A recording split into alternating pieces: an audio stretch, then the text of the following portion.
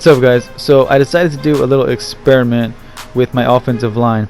Now, I did a video a few weeks ago showing my 99 offensive line. You know, my left guard, my right guard, my center were all 99 overalls. My two tackles were each 95 overall. And when I got them, I assumed that my quarterback was going to be virtually untouchable in the pocket. However, after testing it with bronze and head-to-head elite players, I found that not to be true, or at least not as true, I should say. Now, this is my current offensive line, and the reason I chose these players is because they all have pretty much all the ratings, excuse me, are all 90 or above. Like their run block, pass block, they're all 90 or above, and for me, that's just fine.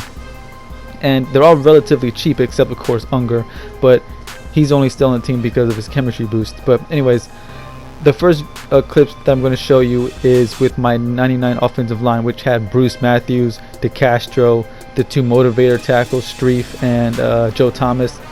And of course, shout out to Bad Attitude and the Red Assassin. Those two guys really did help me out, you know, help speed this up. So anyways, the clips coming up right now is going to be of my 99 offensive line right here against bronze players. Now, if I had to time it, they did give me solid time.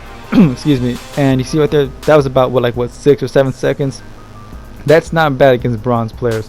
And just so you guys know right here, yes, bronze players can absolutely beat elite players after a while, of course, if you give them enough time. You see right here. So even though they're not giving me like 20 seconds, like crazy time, they obviously are giving me plenty of time to find someone open. So that's how they did against the bronze players.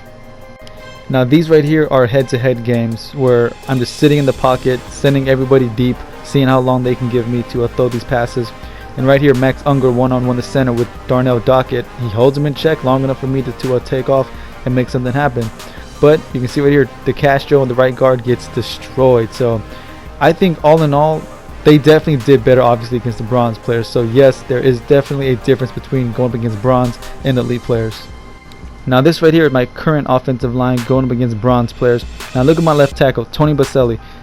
Solid pass block, but only like 86 impact block, and he keeps getting beat. He's the only one not doing his job because the linebacker keeps looping around completely untouched. I thought his impact block had something to do with that, but look at this. This is Nate Solder now at left tackle, 95 impact block. I thought that would fix this little looping problem, but look at this, the exact same thing. It did not matter who it was. The outside linebacker would make contact and then immediately just loop around every single time without fail until I found this out. I noticed that if I snap the ball under center, look at this. Look how much time they give me, and once again, these are bronze players right here. If I snap the ball in shotgun, everybody does their job except the left tackle, that little loop around. But when I snap the ball under center, everybody seems to do like 10 times as better, even though technically, yes, these are bronze players, but still, you get my point. There's no looping around. They give you so much more time to work with, as you can see right here. So from what I can tell, snapping the ball under center gives you a bit more protection than snapping the ball in shotgun.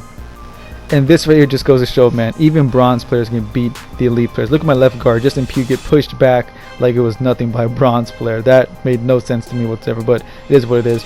These right here are the elite players under center with my current offensive line, and you see they're definitely giving me less time than the bronze players. So yes, having a decent offensive line does help, but it's not guarantee you anything, because look how easily they're getting beaten by the elite players as well.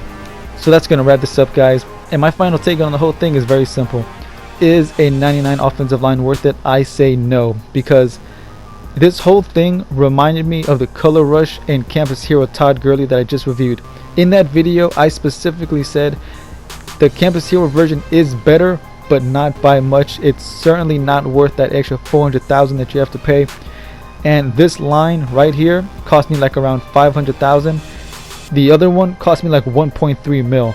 That is a huge difference, and it's not worth that difference. They did not play that much different. Yes, the 99 offensive line did give me a bit more time in the pocket, but not that much more time in the pocket. So that's why I sold them, or that's not the reason I sold them, but it's definitely the reason I'm not going to get them back. So in my opinion, I say this line is not that much different than the other one. They're giving me plenty of time to make decisions in the pocket. But anyways, guys, that's going to wrap this up. Let me know if you want to see any more experiments. Like I said, shout out to Bad Attitude and the Red Assassin for helping me speed this up.